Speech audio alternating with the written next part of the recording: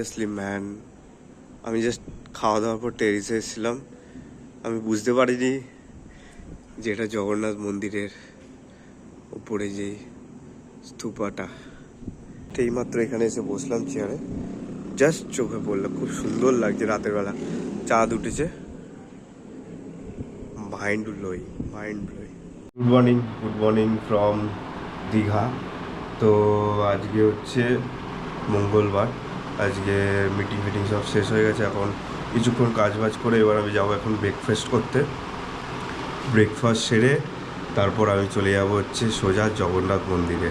কালকে রাতেবেলা যেতে পারিনি যেহেতু মিটিং ছিল। তো আজকে চলো সব এক্সপ্লোর করবো। আর এই হোটেলটা একটা জিনিসও আছে দেখলাম, যেটা স্কুটি রেন্ট পাওয়া যায়, ইলেকট্রিক স্কুটি। আবার তাও বাইরে লেখা ছিল ওদেরই ইন হাউস আছে স্কুটি, তো ওগুলো রেন্ট পাওয়া যায়। তো চলো নিচে চলো, ব্রেকফাস্ট করবো। In house restaurant. তো ব্রেকফাস্ট কমপ্লিট। এবং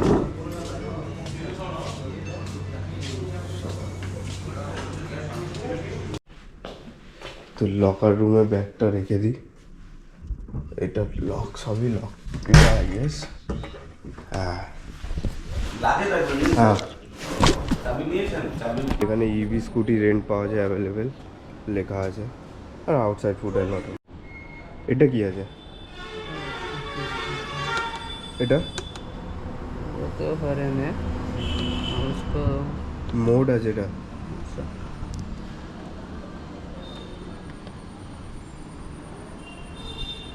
ক্লাচ চিপে মোড। अच्छा स्टार्ट এইভাবে দেবে? स्टार्ट कब दिया होगा? स्टार्ट तो हो गया, अब सिर्फ रनिंग करना है।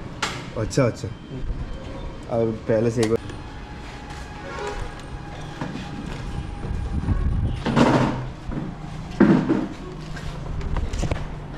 তো বেরিয়ে পড়েছি এখন স্কুটি নিয়ে। 150 টাকা নিচে রেন্ট 1 ঘন্টার জন্য।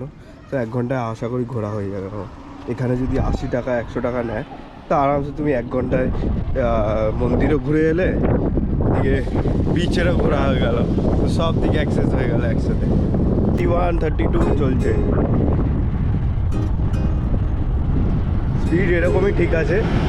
ইলেকট্রিক গাড়ি প্রথমবার চালাচ্ছি, চলো।